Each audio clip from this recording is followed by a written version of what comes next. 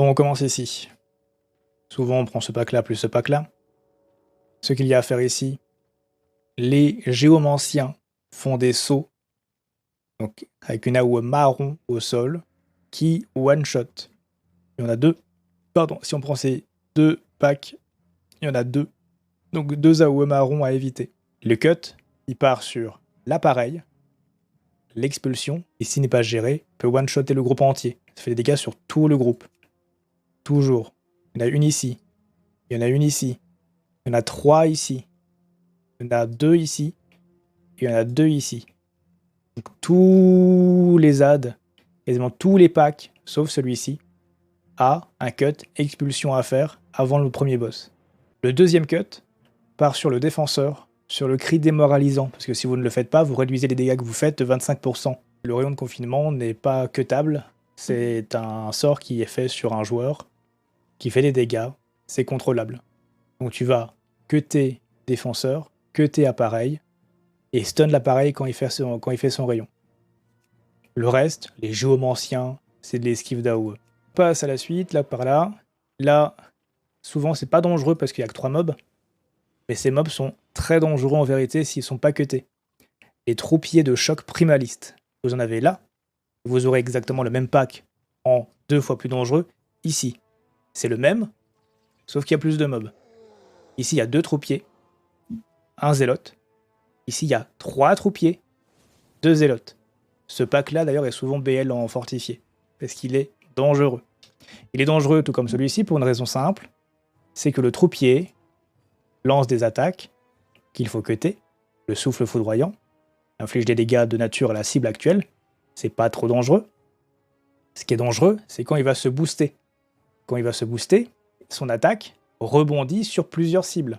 Ce qui veut dire que son souffle là foudroyant, ça cible pas une seule personne, mais 3 ou 4 personnes, multiplié par le nombre de mobs qui n'ont pas été cutés. Ici, c'est x3, si vous faites 3 cuts ratés, vous êtes mort, one shot, bye bye, et vous ressuscitez au début du donjon. Et on va faire tout le chemin pour revenir. Donc, c'est facile, c'est cut. Juste un cut.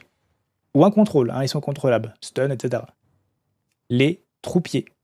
Les zélotes, c'est important parce qu'ils sont fufus. On doit les décamoufler, fusée éclairante, une AOE, et ça empêche que votre tank se prenne un stun, et en l'occurrence meurt parce qu'il a raté son opening. Il y en a un ici, il y en a un ici de fufu, il y en a 2 ici, et il y en a 2 ici, juste avant le pack de 3. Donc on n'oublie pas, c'est fufu, c'est surtout pour le tank. Sur le chemin, c'est un petit cut sur l'éblouissement si on est désorienté. Ça fait en plus des dégâts, c'est pénible. Et les grenouilles, on les kite, on les contrôle, on les tue, parce qu'elles vous mettent des dots. Quand vous arriverez à 10 dots, vous mourrez. Cependant, vous prenez déjà de lourds dégâts à partir de 3-4. Hein. À partir de 3-4, c'est difficilement gérable en fonction du niveau de la clé. Donc, si vous êtes herboriste, pensez-y. Quand on arrive sur la salle ici, juste avant les 3 libellules, un petit champignon caché là, on le récupère. Herboriste Dragonflight. Ça enlève un dot de poison toutes les 15 secondes. Quand vous n'avez pas un paladin, un moine ou ce genre de classe qui enlève les poisons, c'est hyper pratique. Ici, pas difficile, un cut cautérisation, sinon elle se soigne. Et on perd du temps. Cautérisation, le reste se cut, hein. Mais la cautérisation surtout parce qu'elle se soigne. Elle fait un deuxième truc, qui est notamment pour le heal, mais ça peut aussi être pour les paladins avec une béné de lib, ça peut être pour les chasseurs en désengagement, etc. Elle met un dot sur quelqu'un qui l'immobilise. Il faut donc soit le dispel, soit désengager, béné de lib ou quoi que ce soit, en tout cas enlever l'immobilisation. Et un dispel heal, c'est facile à faire. Hein. Un petit dispel, c'est la seule chose que tu as à faire en façon heal, hein. Ici, si tout est bien géré. Donc un petit dispel heal. Comme ça, le gars, il est libéré, puisque juste après, elle caste une grosse AOE de feu sous ses pieds. Donc s'il n'est pas dispel, il se prend la AOE de feu. Grenouille. On arrive, paf paf paf, on combat la grenouille. La grenouille, on la combat comme l'arbre d'Alguetar. Okak, monopixel. Quand il caste, coincement dominant. On tourne, tous ensemble, monopixel, autour du boss. Ça va avoir pour effet de placer toutes vos grenouilles au même endroit, ou quasiment au même endroit. ce qui a pour effet de beaucoup plus facilement les contrôler de masse, et donc les faire manger par le boss. Si le boss les mange, il les one-shot. Donc pas besoin de s'en occuper. Donc on tourne tous ensemble autour du boss. Toutes les AOE pop au même endroit, toutes les grenouilles pop au même endroit, contrôle de masse, tir de lien, machin, tout ce que vous voulez. Nova de givre et tout. Le boss AOE verte, que le tank encaisse. Les grenouilles meurent. Un bond sur quelqu'un de manière random. On évite l'AOE. On se repack. On retourne. Contre les grenouilles. Etc. etc. Prochain défi, Proto-Drake, qui fera sûrement le plus de dégâts de toute l'aile. Il y en a 3. 1, 2, 3. Le dernier étant le plus dangereux parce qu'il y a plusieurs mobs en même temps. Le premier, on le prend avec ce pack-là. Souvent, on fait ça. Hop, ce pack-là. Souvent, on fait ce pack-là. Celui-ci en plus, en fonction des groupes. Ou alors que celui-ci. Ça dépend. Quoi qu'il en soit, le dragon fait une attaque qui est la première attaque qu'il fait. Toujours sa première attaque, c'est le froid absolu. Le froid absolu, ça congèle tout le monde. Et c'est retirable avec un dispel, un désengagement, une béné de lib, et tout ce qui enlève les contrôles. Ça fait de lourds dégâts le froid absolu, donc on essaye que tout le monde soit full vie, ou alors on claque un CD def. C'est la seule chose qui est dangereuse dans ces packs, c'est le froid absolu.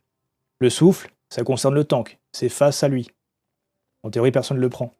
Ce mob-là, c'est une AOE autour de lui. Si on s'y retire, personne ne le prend. Ce mob-là, c'est quelques cuts, notamment le courant rafraîchissant, pour pas qu'elle soigne, mais c'est pas dangereux. Ce qui est dangereux en dégâts, c'est les dragons. Il y en a 3. Froid absolu à chaque fois, sa première attaque. Le prochain boss. Salle du boss. Bon, globalement, un rond. Boss, ici. Paf, paf. Il y a des petits cristaux, des petits cristaux, hop, de manière random, dans la salle. Certains cristaux sont brisés. D'autres sont intacts. Donc première chose à faire, quand on engage le boss, ne pas se mettre dos à un cristal. Puisque le boss cible quelqu'un avec une petite AOE là, qui balance en frontal, en ligne droite sur lui. Donc, si vous êtes... Alors attends. Si vous êtes un prêtre, imaginons. Vous êtes là. Hop. On vous envoie l'attaque comme ça. Piou. Vous ne touchez aucun cristaux. Il ne pète pas. C'est bon. Si vous êtes ici, frontal comme ça, vous cassez le cristaux qui était intact, vous ne pourrez pas vous cacher derrière. Donc jamais dos à un cristal. Toujours, hop, toujours, dos à rien du tout. Dos à rien. Toujours dans ces endroits-là, d'accord? Entre les cristaux. Au moment même où elle a balancé son AOE, on peut vite se cacher derrière un cristal intact. Souvent en priorité, ceux qui ne sont pas proches, imaginons il y a ça comme ça, ceux qui ne sont pas proches des cristals fissurés, puisque les cristals fissurés font des AOE autour d'eux. Donc si vous cachez ici, vous ne pouvez pas vous cacher, hein. Vous prenez l'AOE ici, vous prenez celle-ci en plus, et en plus il faut se mettre là. Vous n'êtes pas caché. Prends les cristaux qui ne sont pas dangereux, et qui ne sont pas fissurés. Juste après ça, elle fait une AOE au cac, qui grossit de plus en plus. On évite d'être cac sur le premier anneau. On évite le deuxième anneau, soit en se rapprochant au cac, soit en s'éloignant davantage, etc., etc. Et c'est une boucle. Dès qu'elle a fini ses anneaux, rebelote, on se met entre les cristaux, pas d'eau à un cristal. Dès que c'est fait, on se cache. Dès qu'elle a fait son cast, pas au cac.